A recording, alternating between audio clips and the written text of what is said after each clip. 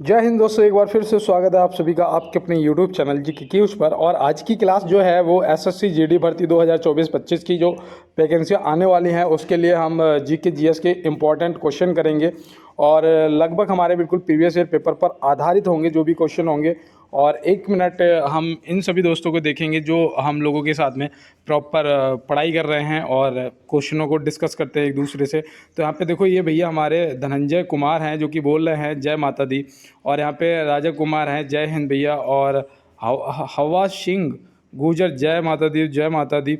और यहाँ पे नंदनी है और रिंकी हैं और सुमन है और मीना भैया हैं, कुंदन है और भीकम केवट हैं और ये अभी कुमार हैं, सचिन भैया हैं, संतोष हैं, अमरीश हैं। और ये पारस हैं, क्या कह रहे हैं, पारस सिंह कह रहे हैं गुरुजी सॉरी ना बोलो, आप सही हो जाओ, वैसे भी आपकी पीडीएफ रिसीव कर लेंगे और रब सुखी रखे। भैया पारस भैया, आपको मैं, मेरे पास शब्द नहीं है आपसे कहने के लिए, लेकिन मैं फिर भी इतना कहूँगा कि आप जीवन में सफल हो जाएं।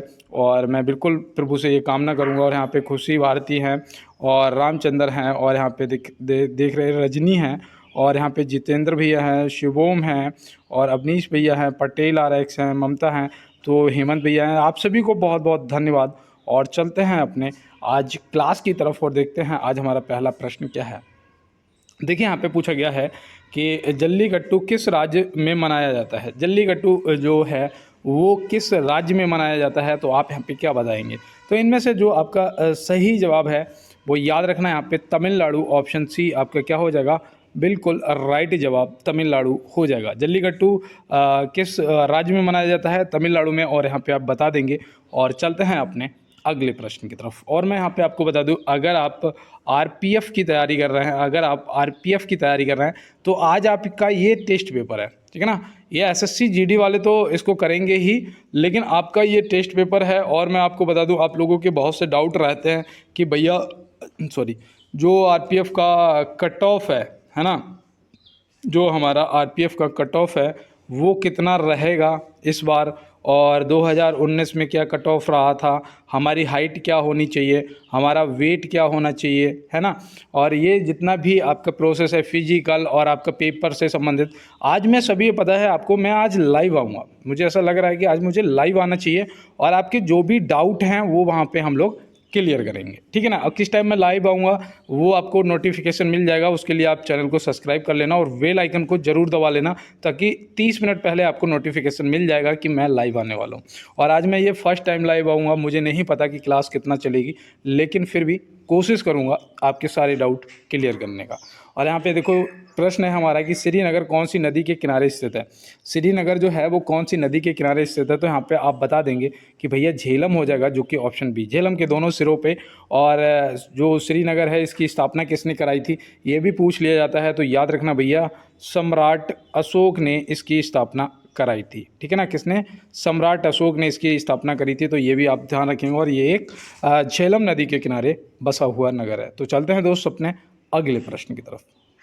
देखिए, यहाँ पे दिया गया है कि राष्ट्रपति जी को अध्यादेश जारी करने का अधिकार किस अनुच्छेद में दिया गया है। राष्ट्रपति जी को अध्यादेश जारी करने का जो अधिकार है वो किस अनुच्छेद में दिया गया है। तो यहाँ पे जो हमारा बिल्कुल राइट जवाब है वो हो जाएगा अनुच्छेद 123। क्या हो जाएगा, अनुच्छेद 123, ऑप्शन बी। और मैं उम्मीद करता हूँ कि आपने भी यही सही जवाब किया भी होगा।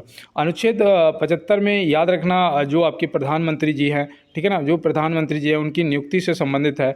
और अनुच्छेद 61 जो है इसमें राष्ट्रपति जी पे महाभियोग की कार्रवाई की जा सकती है, ठीक है ना। अनुच्छेद 61 में, ठीक है ना, राष्ट्रपति जी का जो चुनाव है, ठीक है ना, जो चुनाव है वो आपका आता है कौन से आर्टिकल में आता है, तो याद रखना भैया 55 में आता है, ठीक है ना, जो चुनाव है। और उपराष्ट्रपति जी का जो प्रावधान है वो किस में आता है, उपराष्ट्रपति जी का जो प्रावधान है वो याद रखना भैया, वो आपका आता है आर्टिकल 63 में। किस में आता है, आर्टिकल 63 में। अब यहाँ पे मैंने जो भी आपको आर्टिकल बताई ये आपकी पेपर से संबंधित और इम्पोर्टेंट आर्टिकल हैं, ठीक है ना। और बाद बाकी आप मेरे साथ जुड़े रहोगे तो मैं आपको आपका टोटल कंप्लीट करवा दूंगा, ठीक है ना, जो भी आपसे पूछा जाएगा। यहाँ पे दिया गया है साल 2027 में फुटबॉल एशिया कप की मेज़बानी कौन सा देश करेगा। देखो भैया ये आपके समझ लीजिएगा कि आपके पेपर में करंट से संबंधित क्वेश्चन पूछा जा सकता है। तो याद रखना भैया साल 2027 की अगर बात करेंगे तो 2027 में सऊदी अरब में होगा। कहाँ पर होगा? सऊदी अरब। ऑप्शन सी यहाँ पे हमारा क्या हो जाएगा? बिल्कुल सही जवाब। अगर हमसे यहाँ पे भैया 2023 का पूछ लिया गया तो हम क्या बताएंगे? अगर 2023 में पूछ लिया गया कहाँ पर हुआ था, तो याद रखना भैया ये कतर में हुआ था, और अब ये 2027 में होगा कहाँ पर? सऊदी अरब में। तो ये भी आपको ध्यान में रखना है। और चलते हैं इसके साथ अपने अगले प्रश्न की तरफ। यहाँ पे दिया गया है किस प्रदेश में नामदफा राष्ट्रीय उद्यान है? किस प्रदेश में नामदफा राष्ट्रीय उद्यान है? तो यहाँ पे आप क्या बताएंगे? तो याद रखना भैया यहाँ पे जो आपका नामदफा राष्ट्रीय उद्यान है वो यहाँ पे सही जवाब अरुणाचल प्रदेश हो जाएगा। क्या हो जाएगा? अरुणाचल प्रदेश। ऑप्शन बी यहाँ पे बिल्कुल सही जवाब हो जाएगा। असम में आपका कौन सा है? तो असम में याद रखना जो ज़्यादातर आपसे पूछा जाता है काजीरंगा। क्या पूछा जाता है?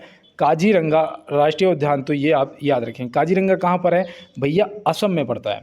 उत्तर प्रदेश में याद रखना जो ज़्यादा पूछे जाने की संभावना होती है दुधवा नेशनल पार्क, है ना। दुधवा नेशनल पार्क आपसे ज़्यादा पूछे जाने की संभावना होती है। तो ये भी आप दुधवा नेशनल पार्क को भी अपना कंप्लीट कर लेंगे। और चलते हैं अपने अगले प्रश्न की तरफ। देखिए यहाँ पे दिया गया है अनुवांशिक संबंधित प्रयोग के लिए मेंडल ने किस पौधे का चुनाव किया था? अनुवांशिक संबंधित प्रयोग के लिए मेंडल ने किस पौधे का चुनाव किया था? तो ये प्रश्न ज़्यादातर पूछा जाता है, इसलिए मैंने आपसे कहा है कि आप नोट करेंगे मटर का पौधा, जो कि ऑप्शन ए यहाँ पे क्या हो जाएगा आपका? बिल्कुल राइट जवाब दोस्त हो जाएगा। और चलते हैं इसके साथ अपने अगले प्रश्न की तरफ। देखिए यहाँ पे दिया है वैल में श्वासन किस अंग में होता है? वैल में जो श्वासन है वो किस अंग में होता है? तो भैया देखो जो आपकी वैल है वो एक क्या है? वो एक स्तनधारी है ना, स्तनधारी है जिसके हृदय में चैम्बर होते हैं 4, 2 अनिल और 2 निलय, है ना। 4 होते हैं मानव की तरह, क्योंकि भाई स्तनधारी है तो इनके गलफड़े नहीं होते ना, गिल द्वारा नहीं ले सकती हैं सांस, है ना। तो यहाँ पे याद रखना भैया सही जवाब आपका फेफड़ा हो जाएगा। क्या हो जाएगा? फेफड़ा हो जाएगा। आपने देखा होगा जब वेल ऊपर आती है पानी में तो यहाँ पे एक छिद्र टाइप का होता है ना, और यहाँ से एकदम से हवा निकालती है बहुत सारी और लेती है, फिर वापस चली जाती है पानी में। और ये आप ध्यान रखेंगे। और चलते हैं दोस्त अपने अगले प्रश्न की तरफ। यहाँ पे देखो मैंने आपको क्या गलफड़े बता दिए, सॉरी माफ़ी चाहते हैं, फेफड़े होंगे, ठीक है ना।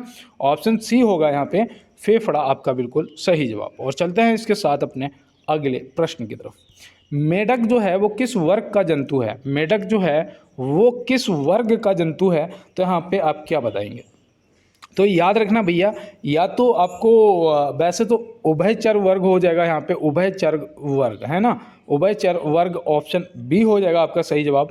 और कहीं आपको हो सकता है एम्फीबिया लिखा हुआ मिल जाए, एम्फीबिया, है ना। तो ये भी आप ध्यान में रखेंगे दोस्त, और अपना आंसर जो है बिल्कुल राइट लगा के आएंगे। और चलते हैं इसके साथ अपने अगले प्रश्न की तरफ। आपकी ये 50,000 प्लस वैकेंसियाँ लगभग आने वाली हैं एसएससी जीडी की। और मैं आपको बता दूं जिसका मिशन वर्दी है वो भैया बिल्कुल भी शांत नहीं रहेगा और इस बार पूरा जी जान लगा के मेहनत करेगा। और इस बार इसमें देखो भैया वैकेंसी कितनी भी आए, हमें तो सिर्फ एक वैकेंसी चाहिए ना भाई, वैकेंसी कितनी भी आए हमें सिर्फ एक वैकेंसी चाहिए। और देखो मैं यहाँ पे आपको एक सजेशन दे दूँ कि भैया अगर कोई बाबू सोना वाला है, देखो कोई बुरा मत मानना, तो उसे एक बात बोल देना बहुत प्यार के साथ में, और मुझे लगता है कि वो आपकी बात को समझेगा। और उसे कहना कि हमें नहीं पता कि कब तक तुम्हें मेरा इंतज़ार करना पड़ेगा, है ना, हमें नहीं पता कि कब तक तुम्हें मेरा इंतज़ार करना पड़ेगा। लेकिन एक बात याद रखना, सिलेक्शन के बाद मेरा पहला जो कॉल होगा ना, पहला जो कॉल होगा वो तुम्हारे पास ही आएगा, है ना। ऐसे बोल देना उसे, और उसको उसके विश्वास पे खरा उतरना है और आपको सिलेक्शन लेना है इस बार, ठीक है ना दोस्त। तो बिल्कुल। और यहाँ पे देखो हमारा प्रश्न है अब कि पेंसिल बनाने में प्रयुक्त कार्बन होता है, पेंसिल बनाने में जो प्रयुक्त कार्बन होता है वो आपका ग्रेफाइट होता है भैया। कौन सा होता है? ग्रेफाइट। ऑप्शन बी यहाँ पे क्या हो जाएगा हमारा? बिल्कुल राइट जवाब हो जाएगा। और चलते हैं इसके साथ अपने अगले प्रश्न पे। देखो यहाँ पे हमारा प्रश्न पूछा जा रहा है कि किस भारतीय मूल की लेखिका का पहला उपन्यास बुकर प्राइज लॉन्ग लिस्ट में शामिल हुआ है ना। कौन सा पहला उपन्यास बुकर प्राइज लॉन्ग लिस्ट में शामिल हुआ है और वो भारतीय मूल की लेखिका हैं? तो उनका नाम क्या है? यहाँ पे देखो ये आपके करंट से भी संबंधित है और आपका जीके का क्वेश्चन है भाई। तो यहाँ पे आप क्या बताएंगे? तो यहाँ पे याद रखना भाई, इनका ये 2023 में शामिल हुआ है ना। और इनका जो नाम है वो क्या है? वो है चेतना मारू जी, जो कि ऑप्शन ए में दिया गया है ना। चेतना मारू जी का जो पहला उपन्यास है वो बुकर प्राइज लॉन्ग लिस्ट में शामिल हुआ है और चलते हैं 2023 में हुआ है, ये भी आप ध्यान में रखेंगे। और यहाँ पे हमारा जो अगला प्रश्न है वो है, भारत में प्रथम उपराष्ट्रपति जी कौन थे? भारत के प्रथम उपराष्ट्रपति जी जो हैं वो कौन थे? तो काफ़ी दोस्त ऐसे होंगे जो इसमें कंफ्यूज हो जाएंगे, है ना। और अगर मैं यहाँ पे आपसे पहले राष्ट्रपति जी पूछ दूँ तो भी आप कंफ्यूज हो जाएंगे। यहाँ पे मैं आपको बता दूँ, देखो अपना क्लियर कर लो, डॉक्टर सर्वपल्ली राधाकृष्णन जी जो हैं वो भारत के प्रथम उपराष्ट्रपति थे। तो यहाँ पे ऑप्शन बी जो हमारा है वो क्या हो जाएगा? डॉक्टर एस राधाकृष्णन जी, बिल्कुल सही जवाब, ठीक है ना। और यहाँ पे एक चीज़ याद रखना, अगर भारत के प्रथम राष्ट्रपति जी पूछा जाएगा तो आप बता सकते हैं डॉक्टर राजेंद्र प्रसाद जी, जो कि आपका यहाँ पे बिल्कुल सही जवाब हो जाएगा और ये पहले राष्ट्रपति थे। डॉक्टर जाकिर हुसैन जी जो है, इनसे भी आपको याद रखना है कि ये भारत के तीसरे राष्ट्रपति थे और पहले मुस्लिम राष्ट्रपति थे, ठीक है ना। पहले मुस्लिम राष्ट्रपति और वैसे ये तीसरे राष्ट्रपति थे। तो ये भी आप याद रखेंगे डॉक्टर जाकिर हुसैन जी को। और चलते हैं इसके साथ में अपने अगले प्रश्न की तरफ। देखो यहाँ पे दिया गया है, वर्ष 1975 से 1977 के बीच आपातकाल के दौरान भारत के प्रधानमंत्री कौन थे? है ना। वर्ष 1975 से 1977 के बीच, अभी तक देखो एक प्रश्न और बनता है कि अभी तक भारत में कितनी बार आपातकाल की घोषणा हो चुकी है? तो भैया आपातकाल की 3 बार घोषणा हो चुकी है। लेकिन अगर यहाँ पे एक प्रश्न और बनता है कि भारत में अभी तक वित्तीय आपातकाल की घोषणा कितने बार हुई है? तो भैया वित्तीय आपातकाल की घोषणा एक बार भी नहीं हुई है ना। तो ये भी आप याद रखेंगे। और यहाँ पे 1975 से 1977 के बीच आपातकाल के दौरान जो भारत के प्रधानमंत्री हैं वो कौन थे? तो याद रखना यहाँ पे श्रीमती इंदिरा गांधी जी हो जाएगा बिल्कुल सही जवाब, है ना। ये आपको ध्यान में रखना है। और देखो यहाँ पे अगर आपसे इस दौरान, आपसे इमरजेंसी के दौरान अगर राष्ट्रपति जी पूछे जाएंगे तो आप बता देंगे फ़खरुद्दीन अली अहमद जो है वो आपके राष्ट्रपति थे। तो ये भी हमें ध्यान में रखना है, ठीक है ना दोस्त। तो मुझे यहाँ पे लग रहा है कि कोई भी आपका अब डाउट नहीं रह गया होगा। और चलते हैं इसके साथ में अपने अगले प्रश्न पे। यहाँ पे दिया गया है, बुल एंड वेयर शब्द संबंधित है। बुल एंड वेयर शब्द जो है वो संबंधित है। देखो भाई, जो भी मेरे नए दोस्त हैं एक बार इसको क्वेश्चन को नोट कर लेना, क्योंकि आप फिर भूलोगे नहीं, ठीक है ना। बुल एंड वेयर शब्द जो है ये आपको याद रखना है भैया, ये शेयर बाजार से संबंधित है। किससे संबंधित है? शेयर बाजार। ऑप्शन सी यहाँ पे क्या हो जाएगा? आपका जो बिल्कुल सही जवाब है वो हो जाएगा। और चलते हैं इसके साथ अपने अगले प्रश्न की तरफ और देखते हैं हमारा अगला क्या है। यहाँ पे दिया गया है, भारतीय जीवन बीमा निगम की स्थापना कब की गई थी? भारतीय जीवन बीमा निगम की जो स्थापना है वो कब की गई थी? तो यहाँ पे आप क्या बताएंगे? यहाँ पे जो आपका राइट जवाब है वो होना चाहिए 1 सितंबर 1956, है ना। 1956, यहाँ पे 1 सितंबर आपको ध्यान में रखना है। भारतीय जीवन बीमा निगम की जो स्थापना है 1 सितंबर 1956 में हुई थी। 1921 में स्थापना हुई थी उसकी इंपीरियल बैंक की, है ना। सभी को पता होगा इंपीरियल बैंक की जो स्थापना है वो 1921 में हुई थी, है ना। तो ये भी आपको ध्यान में रखना है। और डेट भी याद रखना भैया, 27 जनवरी थी, ठीक है। 27 जनवरी का समय था। और यहाँ पे देखो ऑप्शन बी में जो 1935 दिया गया है, तो 1935 भी याद रखना। 1935 में किसकी स्थापना हुई थी? तो भैया आरबीआई की हुई थी। किसकी हुई थी? आरबीआई की हुई थी। तो ये भी आप ध्यान रखेंगे। और ये इंपीरियल बैंक आगे चल के क्या बन गई थी? एसबीआई, है ना। एसबीआई बन गई थी। और ये कब बनी थी ये आज आप मुझे कमेंट बॉक्स में बताएंगे। और चलते हैं, आप मेरे साथ जुड़े रहेंगे तो ऐसा कुछ भी नहीं रहेगा जो आपसे छुपा रहे, ठीक है ना। आपको सारा कुछ बताऊंगा। और यहाँ पे दिया गया है कि गरीबी हटाओ का नारा सर्वप्रथम किस पंचवर्षीय योजना में दिया गया था? गरीबी हटाओ का नारा सर्वप्रथम किस पंचवर्षीय योजना में दिया गया था? तो आप यहाँ पे क्या बताएंगे? तो दोस्त मैं आपको बताऊँ, इसका जो सही जवाब है वो यहाँ पे होना चाहिए चौथी पंचवर्षीय योजना, है ना। चौथी पंचवर्षीय योजना होना चाहिए, क्योंकि जब ये नारा दिया गया था उस टाइम समय था 1971 का। क्या था, 1971 का समय था और जो प्रधानमंत्री थी वो थी इंदिरा गांधी जी, है ना। इंदिरा गांधी जी ने ये नारा दिया था गरीबी हटाओ सबसे पहले 1971 में, और उस टाइम जो पंचवर्षीय योजना थी वो थी चौथी पंचवर्षीय योजना, है ना। तो ये आपको ध्यान में रखना है और कोई भी डाउट नहीं हो रहना चाहिए। और चलते हैं इसके साथ अपने अगले प्रश्न की तरफ और देखते हैं हमारा अगला क्या है। और यहाँ पे पूछा जा रहा है, प्रश्न पूछा जा रहा है कि हाल ही में कहाँ बिहू के प्रदर्शन ने गिनीज वर्ल्ड रिकॉर्ड बनाया है ना। हाल ही में कहाँ बिहू के प्रदर्शन ने गिनीज वर्ल्ड रिकॉर्ड बनाया है। तो भैया यहाँ पे आप क्या बताएंगे, यहाँ पे किस जगह पे बनाया है। तो यहाँ पे बिल्कुल जो आपका सही जवाब है वो याद रखना भैया, गुवाहाटी असम हो जाएगा, जो कि ऑप्शन सी में दिया गया है, ठीक है ना। ये असम आपको ध्यान में रखना है दोस्त। और मैं उम्मीद करता हूँ आपने इसको नोट कर लिया होगा और हो सकता है ये प्रश्न आपसे पूछ लिया जाए, क्योंकि बिहू से संबंधित प्रश्न आपसे पेपर के अंदर पूछा जाता है, ठीक है ना दोस्त। तो इसको आप विशेष रूप से ध्यान में रखेंगे। और चलते हैं अपने अगले प्रश्न की तरफ। अर्थव्यवस्था के प्रारंभिक क्षेत्र में शामिल किए जाते हैं भैया खेती, मछली पकड़ना या खनन या ये सभी। तो भैया अर्थव्यवस्था के प्राथमिक क्षेत्र में शामिल किए जाते हैं। तो यहाँ पे जो हमारा बिल्कुल सही जवाब है वो यहाँ पे क्या हो जाएगा, देखो आपका वन भी आ जाता है, कृषि भी आ जाता है, उत्खनन भी आ जाता है, खेती भी आ जाती है, मछली पकड़ना और खनन। यहाँ पे मतलब कि ये सभी ऑप्शन डी यहाँ पे क्या हो जाएगा आपका दोस्त, बिल्कुल राइट जवाब हो जाएगा। और यहाँ पे देखो आपके पूरे 17 क्वेश्चन हो चुके हैं और मैं सिर्फ 1 मिनट के लिए रुकूंगा और ये कहूँगा कि हो सकता है मेरी जवान पे माँ सरस्वती विराजमान हो। और अभी नवरात्रि का समय चल रहा है, पहले तो एक बार सभी दोस्त मेरे जय माता दी जरूर टाइप करेंगे, ठीक है ना दोस्त। एक बार आप जय माता दी जरूर टाइप करेंगे कमेंट बॉक्स में। और हो सकता है मेरी जवान पे माँ सरस्वती विराजमान हो। और जो भी दोस्त मेरी आवाज़ को सुन रहे हैं, इस बार हम माता रानी 100% आपको सफलता देंगी, 100% आपका सिलेक्शन हो जाएगा और आपका मिशन वर्दी पूरा हो जाएगा, ठीक है ना दोस्त। अब यहाँ पे मैं आपसे सिर्फ इतना कहूँगा कि जो भी मेरे दोस्त नए जुड़े हुए हैं, क्योंकि एसएससी जीडी का तो क्लास ही नया स्टार्ट हुआ है, तो आप नए जुड़े हो मेरे साथ तो एक बार लाइक वाला बटन जरूर दबाओगे। अगर पुराने दोस्त मेरे साथ जुड़े हुए हो तो आरपीएफ की तैयारी कर रहे हो मेरे साथ में, तो एक बार लाइक वाला बटन दबा देना यार। और चैनल को अगर सब्सक्राइब नहीं किया है तो सब्सक्राइब कर लेना, बेल आइकन को दबा देना।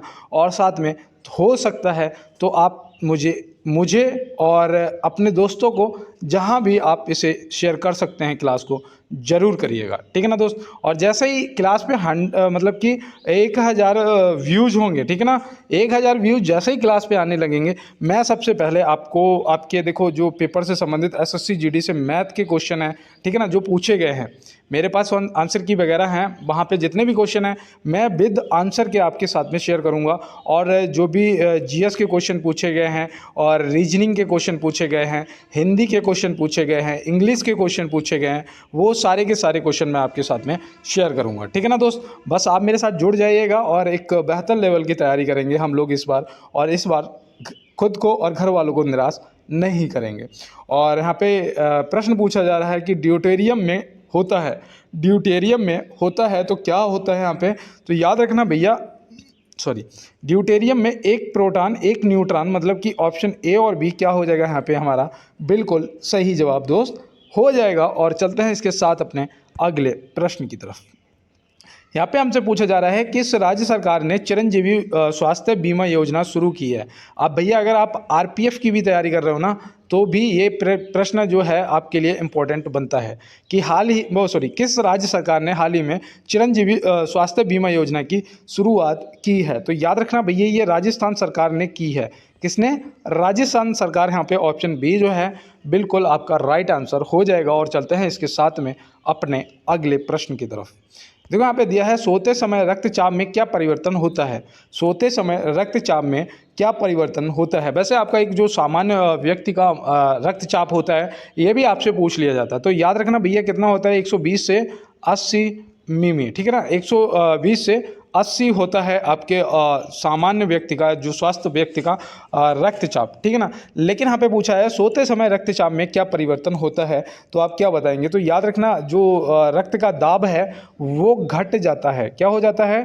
घट जाता है। तो ये आप ऑप्शन बी यहाँ पे बिल्कुल अपना सही जवाब लगा देंगे। और चलते हैं इसके साथ में अपने अगले प्रश्न की तरफ।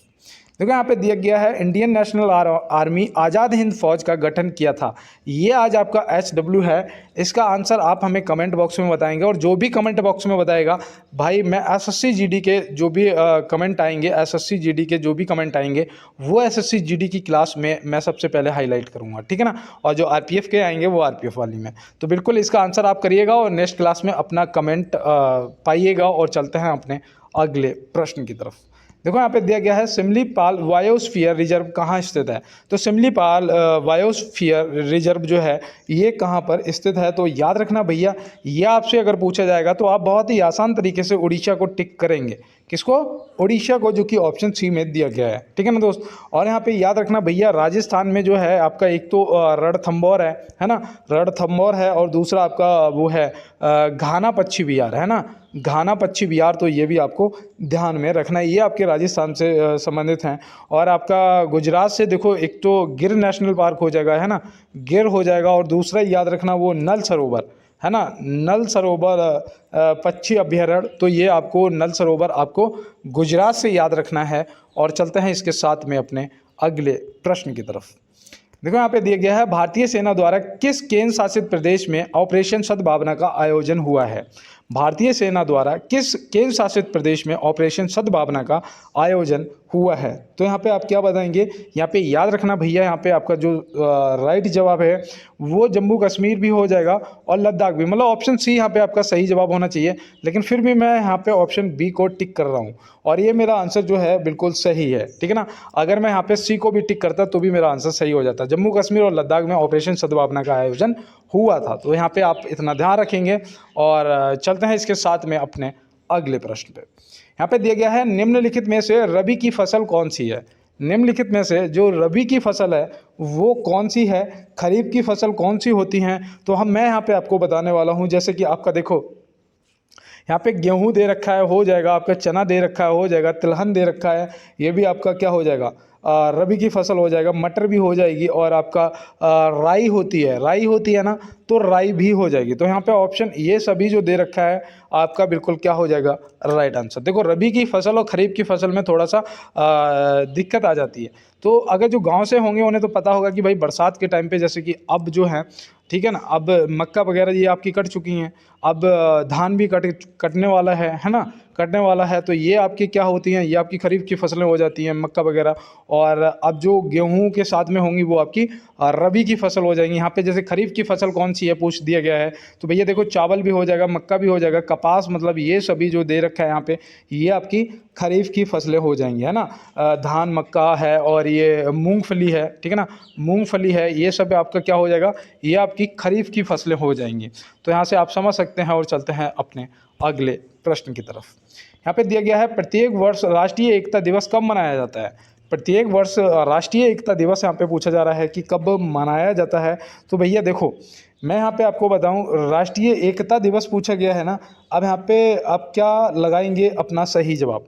तो यहाँ पे 31 अक्टूबर हो जाएगा आपका सही जवाब। क्या हो जाएगा, 31 अक्टूबर को राष्ट्रीय एकता दिवस मनाया जाता है। 2 अक्टूबर को आपका अहिंसा दिवस मनाया जाता है ना, अहिंसा दिवस मनाया जाता है। तो ये भी आप ध्यान में रखेंगे। 8 अक्टूबर को आपका वायु सेना दिवस मनाया जाता है। तो ये भी आप ध्यान में रखेंगे, ठीक है ना दोस्त। तो चलते हैं इसके साथ अपने अगले प्रश्न की तरफ और देखते हैं हमारा अगला प्रश्न क्या है। देखो यहाँ पे दिया गया है प्रसिद्ध गोमेतेश्वर की मूर्ति कहाँ स्थापित है। प्रसिद्ध गोमेतेश्वर की मूर्ति कहाँ स्थापित है। तो आप यहाँ पे क्या बताएंगे। तो भैया ये राज्य की बात करेंगे तो हो जाएगा आपका कर्नाटक। राज्य की बात करेंगे तो क्या हो जाएगा, कर्नाटक। और वैसे आप याद रखना भैया सिरवड़ वेलगोला, है ना, सिरवड़ वेलगोला। तो सिरवड़ वेलगोला को आप क्या करेंगे, ध्यान में रखेंगे, ठीक है ना। सिरवड़ वेलगोला जो कि आपके कर्नाटक में पड़ता है, और वहीं पे आपकी प्रसिद्ध गोमेतेश्वर की मूर्ति स्थापित है। तो ये आप ध्यान में रखेंगे। और चलते हैं इसके साथ में अपने अगले प्रश्न की तरफ। देखो यहाँ पे दिया गया है देवधर ट्रॉफी किस खेल से संबंधित है। देवधर ट्रॉफी जो है वो किस खेल से संबंधित है, आपसे यहाँ पे ये पूछ लिया गया है। तो भैया देखो, ट्रॉफी वगैरह जो भी आपके पुरस्कार हैं खेलों से संबंधित, वो आपको पता होना चाहिए और आपसे पेपर के अंदर पूछे भी जा सकते हैं। तो देवधर ट्रॉफी का याद रखना भैया क्रिकेट से संबंधित है। किससे? क्रिकेट से संबंधित है, तो यहाँ पे क्रिकेट हो जाएगा आपका बिल्कुल राइट आंसर, ठीक है ना। हॉकी से आप याद रखेंगे, एक तो आपका आगा खां कप होता है ना, आगा खां कप हो जाता है, और एक आपका सुल्तान अजलान शाह कप होता है, तो ये भी आप याद रखेंगे। और यहाँ पे आप देखो फुटबॉल में आपका वो होता है मारडेका कप, है ना, मारडेका कप। तो मारडेका कप जो है ये आप याद रखेंगे, आपका फुटबॉल से हो जाएगा।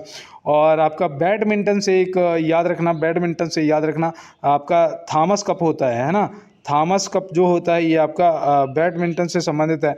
और दूसरा आपको याद रखना है उबेर कप होता है ना, उबेर कप भी आपका बैडमिंटन से हो जाएगा। तो ये सब आपको कप जो हैं, खेल जो हैं, इनसे संबंधित जो लोग हैं, ये सब आपको ध्यान में रखना है। और चलते हैं दोस्त अपने अगले प्रश्न की तरफ। और मैं आपको एक बात बता दूं दोस्त, कि कहते हैं ना कि हर किसी की ज़रूरत पर नंगे पाँव पहुँचे हम, और हमारी बारी में सबके यहाँ क्या था? धूप बहुत थी। हमारी बारी में सबके यहाँ धूप बहुत थी। तो बिल्कुल दोस्त, आप अपना समय किसी के लिए बर्बाद मत करो, खुद का समय खुद पे लगाओ और सफलता को हासिल करो, ठीक है ना दोस्त। और यहाँ पे चलते हैं अपने प्रश्न पे। और यहाँ दिया गया है कि किस राज्य सरकार ने 1 लाख तक का ब्याज मुफ्त फसल लोन शुरू किया है। तो भैया देखो, ये आपके लिए इंपॉर्टेंट प्रश्न मुझे लग रहा है और आपको पता होना चाहिए। तो वो सरकार है उड़ीसा की सरकार। कौन सी? उड़ीसा की सरकार, जो कि ऑप्शन सी में दिया गया है, ठीक है ना दोस्त। तो ये आप याद रखेंगे, उड़ीसा का सरकार, ऑप्शन सी यहाँ पे हो जाएगा हमारा बिल्कुल सही जवाब। और चलते हैं अपने अगले प्रश्न पे। मोहम्मद गौरी द्वारा किसे हराकर भारत में तुर्की राज्य की स्थापना की गई थी। तो मोहम्मद गौरी द्वारा किसे हराकर भारत में तुर्की राज्य की स्थापना की गई थी। तो मैं यहाँ पे आपको बता दूँ, हम लोगों की गलती रहती थी कि हम लोग ना थोड़े दयावान थे, है ना, दया कर देते थे। बस वही एक गलती हुई हमसे और पृथ्वीराज चौहान जी को हारना पड़ा, है ना। क्योंकि देखो, जो मोहम्मद गौरी और पृथ्वीराज चौहान जी का युद्ध हुआ था, वो हुआ था तराइन का युद्ध। कौन सा हुआ था?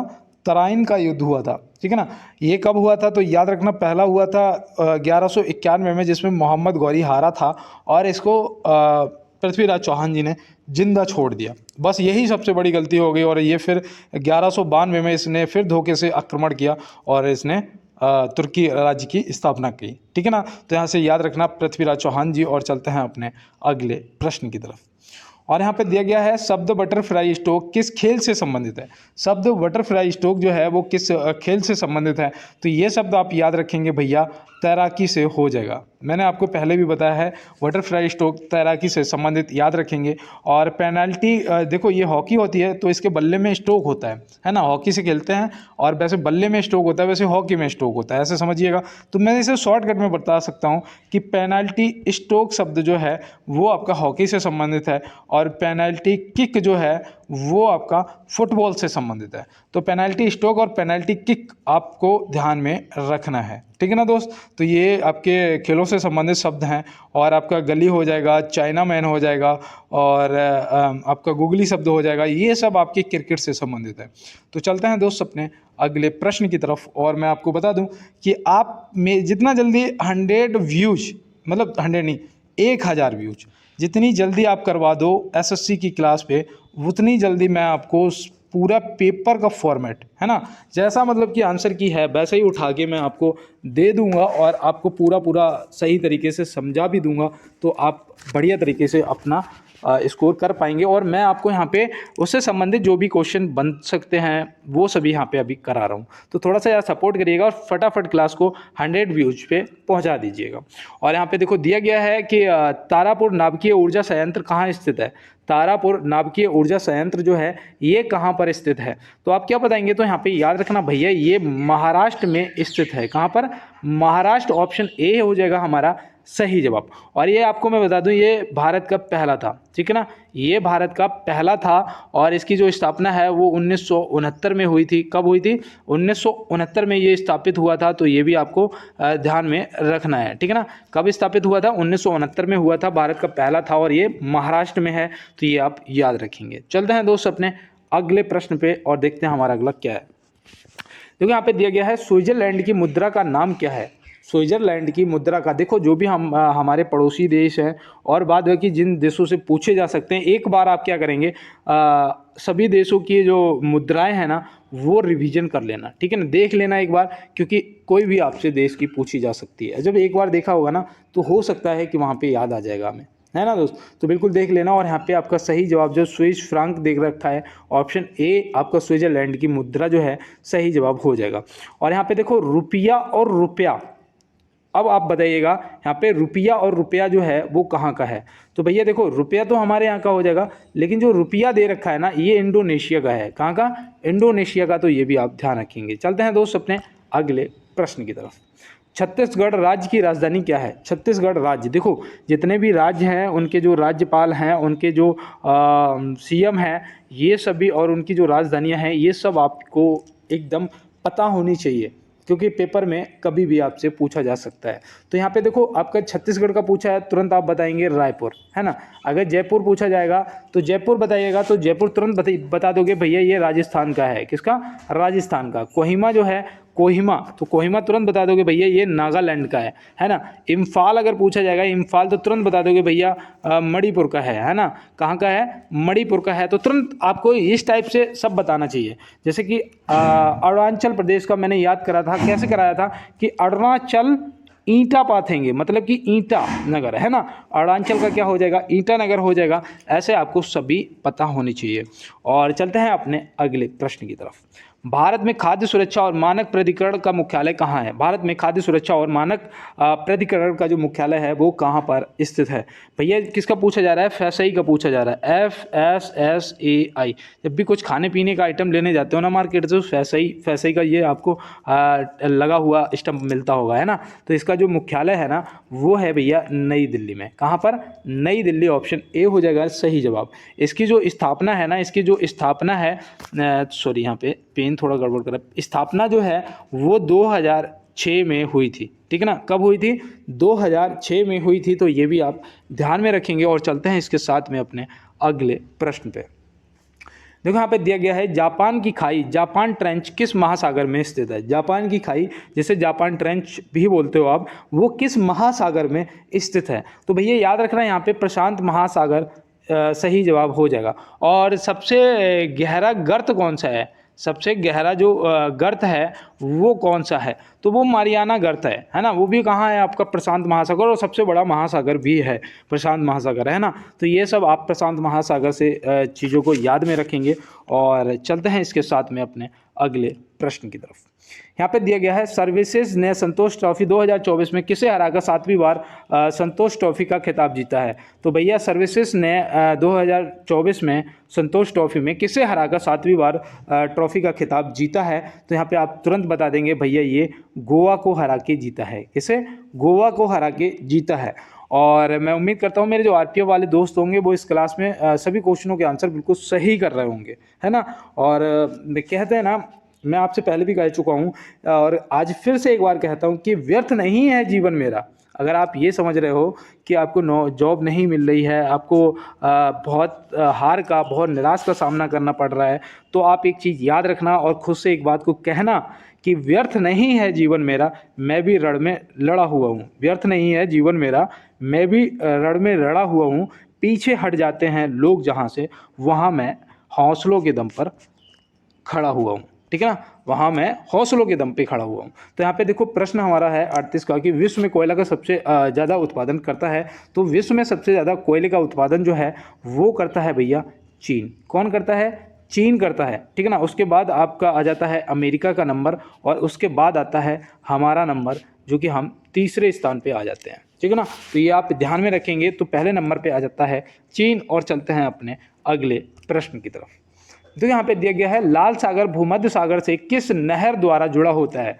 लाल सागर भूमध्य सागर से किस नहर द्वारा जुड़ा होता है? तो वो नहर है भैया स्वेज नहर। क्या है? स्वेज नहर, जिसकी लंबाई अब जो है वो है 193 किलोमीटर, है ना। कितनी है? 193 किलोमीटर। तो ये भी आप ध्यान में रखेंगे, 193 किलोमीटर। और चलते हैं अपने अगले प्रश्न की तरफ। जो यहाँ पे पूछा गया है कि विश्व का सबसे गहरा गर्त है, जो कि मैंने अभी शायद आपको बताया भी था, है ना, मारियाना ट्रेंच, जो कि ऑप्शन ए में दिया गया है, प्रशांत महासागर। तो ये आप ध्यान में रखेंगे और चलते हैं अपने अगले प्रश्न की तरफ। देखो यहाँ पे दिया गया है, द्वितीय पंचवर्षीय योजना में किस क्षेत्र के विकास पर सर्वाधिक बल दिया गया था। द्वितीय पंचवर्षीय योजना में किस क्षेत्र में विकास पर सर्वाधिक बल दिया गया था। तो ये भी इस टाइप के भी प्रश्न आपसे पूछे जाते हैं। तो यहाँ पे आप क्या बताएंगे भैया, देखो प्रथम में तो कृषि पे दिया गया था, और द्वितीय में औद्योगिकरण मतलब उद्योग पे दिया गया था, और तृतीय में आपका इन सभी पे दिया गया था, ठीक है ना। तो यहाँ पे आपका जो सही जवाब है वो ऑप्शन बी यहाँ पे बिल्कुल क्या हो जाएगा, राइट आंसर हो जाएगा। तो इसी प्रकार से आपको सभी क्वेश्चनों के आंसर बढ़िया तरीके से करके आने हैं पेपर के अंदर। और चलते हैं अपने अगले प्रश्न पे। केंद्र सरकार द्वारा लगाए जाने वाले कर हैं, कर रहे हैं नहीं भैया, कर हैं यहाँ पे होना चाहिए था, है ना, यहाँ पे है होना चाहिए था बस। तो भैया बताओ यहाँ पे केंद्र सरकार द्वारा लगाए जाने वाले कर हैं, तो केंद्र सरकार द्वारा लगाए जाने वाले कर कौन कौन से हैं भैया। एक तो आय कर लगाते हैं, संपत्ति कर लगाते हैं, उपहार कर लगाते हैं। तो मतलब आय कर, सीमा शुल्क और उत्पाद शुल्क, मतलब कि यहाँ पे आपका जो सही जवाब है वो क्या होगा, ये सभी ऑप्शन डी, ठीक है ना। तो यहाँ पे आपको ध्यान में रखना है, आयकर भी आपका हो जाएगा, उत्पाद शुल्क भी हो जाएगा, संपत्ति कर भी हो जाएगा, सीमा शुल्क भी आ जाता है, उपहार कर भी आ जाता है, आयकर भी आ जाता है। तो ये सब आपका सही जवाब हो जाएगा। और चलते हैं अपने अगले प्रश्न की तरफ। किस राज्य सरकार ने मुख्यमंत्री परिवार समृद्धि योजना को लॉन्च किया है। तो भैया देखो ये आपका प्रश्न मुझे लगता है कि ये योजनाएं जो हैं यहाँ से आपसे क्वेश्चन पूछे जाएंगे, है ना। तो यहाँ पे याद रखना भैया, हरियाणा सरकार ने किया था। किसने, हरियाणा सरकार, जो कि ऑप्शन सी में दिया गया है। और ऑप्शन सी यहाँ पे क्या हो जाएगा, हमारा बिल्कुल राइट आंसर दोस्त हो जाएगा। और चलते हैं इसके साथ में अपने अगले प्रश्न पे। संविधान सभा ने राष्ट्रीय गान को कब स्वीकार किया था। संविधान सभा ने राष्ट्रीय गान को कब स्वीकार किया था। तो आप यहाँ पे क्या बताएंगे, तो यहाँ पे याद रखना भैया, कब स्वीकार किया था, 24 जनवरी 1950 को। कब किया था, 24 जनवरी 1950 को स्वीकार किया था, जो कि ऑप्शन बी में दिया गया है। और ऑप्शन बी यहाँ पे सही जवाब हो जाएगा। 27 दिसंबर 1911 को पहली बार गाया गया था, है ना, कहाँ पर, कोलकाता में राष्ट्रीय कांग्रेस अधिवेशन में गाया गया था, जो कि स्वयं रविन्द्रनाथ टैगोर जी ने गाया था। और इसके गाने की जो समय सीमा है 52 सेकेंड है। तो ये भी आप ध्यान में रखेंगे। और चलते हैं इसके साथ में अपने अगले प्रश्न पर।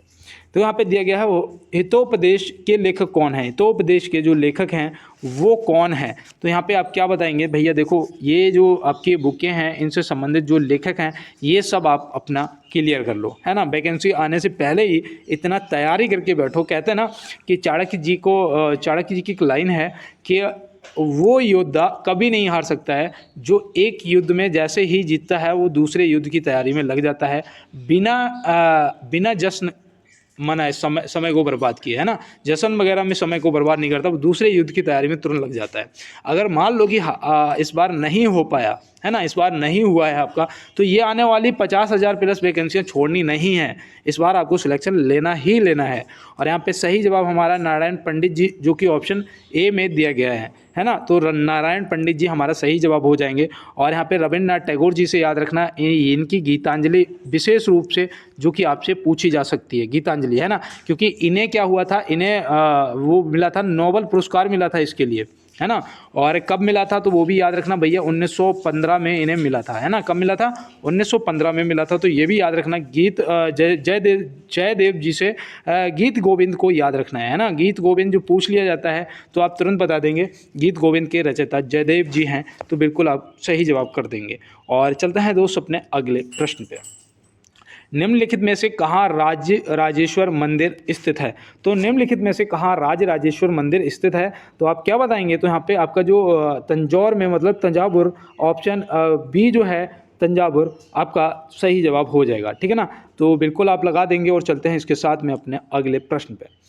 मानस वन्य जीव अभ्यारण्य कहाँ स्थित है। मानस पूछ लिया गया है, तो मानस आप बताइएगा कहाँ पर है। देखो जितने भी राष्ट्रीय पार्क आपके हैं मैं आपको सब क्लियर करवा दूंगा, ठीक है ना। बस आप मेरे साथ तो क्या जुड़े रहिए, क्लास को एक बार लाइक कर देना, चैनल को सब्सक्राइब कर लेना, बेल आइकन को दबा देना। और इस क्लास पे जैसे ही आप 1000 व्यूज करवाएंगे, नेक्स्ट क्लास, ठीक है ना, अगर कल करवा दो तो बिल्कुल कल से जो क्लास आएगी उसमें 10 क्वेश्चन आपके प्रीवियस पेपर से विद डेट, विद समय के, कि कौन सी शिफ्ट में पूछा गया क्वेश्चन है आपका, ठीक है ना। मैंने आपको बोल दिया है, लेकिन उसके लिए 1000 व्यूज आपको करवाने अनिवार्य हैं, क्योंकि मैं चाहता हूं कि जो मैं आपको बता रहा हूं वो ज़्यादा से ज़्यादा दोस्तों को पता चले, है ना दोस्त। क्योंकि कर भला तो हो भला, जितना ज़्यादा दोस्तों को भला होगा उतना ज़्यादा अच्छा रहेगा, है ना। और यहाँ पे जो हमारा प्रश्न का जवाब है वो असम हो जाएगा। क्या हो जाएगा?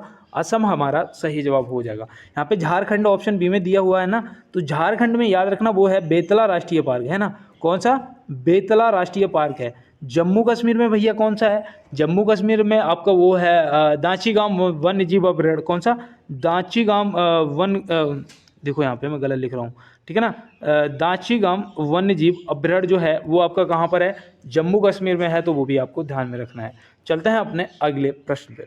और यहाँ पे अब जो हमारे आरपीएफ के दोस्त, आरपीएफ की तैयारी वाले जो भी दोस्त मेरे साथ जुड़े थे, यहाँ पे ये प्रश्न उनके लिए बहुत ही इजी लग रहा होगा उन्हें, है ना, कि उत्तर रेलवे का मुख्यालय कहाँ स्थित है। बिना ही देखे समझे तुरंत नई दिल्ली को टिक करेंगे, और मुझे पता है कि सही जवाब उनका हो जाएगा, ठीक है ना दोस्त। और पश्चिम रेलवे का अगर मैं आपसे पूछ दूं, पश्चिम रेलवे का जो वो है मुख्यालय है वो कहाँ पर है, बताओ पश्चिम रेलवे का। तो तुरंत आप बताएंगे भैया मुंबई चर्च गेट। कौन सा? मुंबई चर्च गेट हो जाएगा, ठीक है ना दोस्त। और अगर मैं आपसे पूर्व रेलवे का मुख्यालय पूछ दूं तो आप क्या बताएंगे? पूर्व रेलवे का तो तुरंत बता देंगे भैया कोलकाता, है ना। क्या बता देंगे?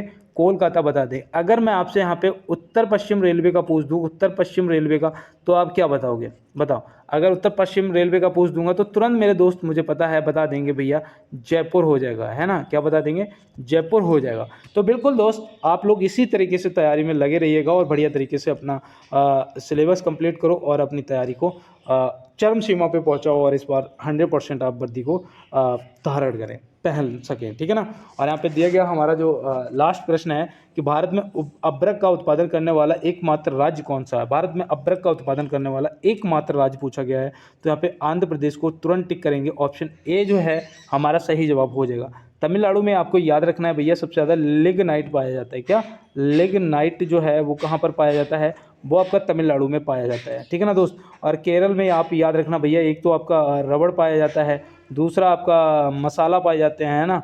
मसाले सबसे ज़्यादा आपके पाए जाते हैं, तो ये सब आपको केरल से याद रखना है। और देखो चाय के लिए अगर आपसे बोला जाएगा चाय के लिए, तो याद रखना भैया असम में पाई जाती है ना, असम में सबसे ज़्यादा होता है। तो ये सब क्वेश्चन आपको अपने कंप्लीट कर लेने हैं। और दोस्त मिलते हैं नेक्स्ट क्लास में नेक्स्ट प्रश्नों के साथ में। और आज मैं आपको बता दूं कि आज मैं हो सकता है कि लाइव आने वाला हूं, और वो आपके जो आरपीएफ के दोस्त हैं ना, जो आरपीएफ के मेरे दोस्त हैं, वो उनके जो भी डाउट वगैरह हैं वो सारे के सारे आज लाइव क्लास में हम लोग क्या करेंगे? क्लियर करेंगे, ठीक है ना दोस्तों। मिलते हैं नेक्स्ट क्लास में नेक्स्ट प्रश्नों के साथ में।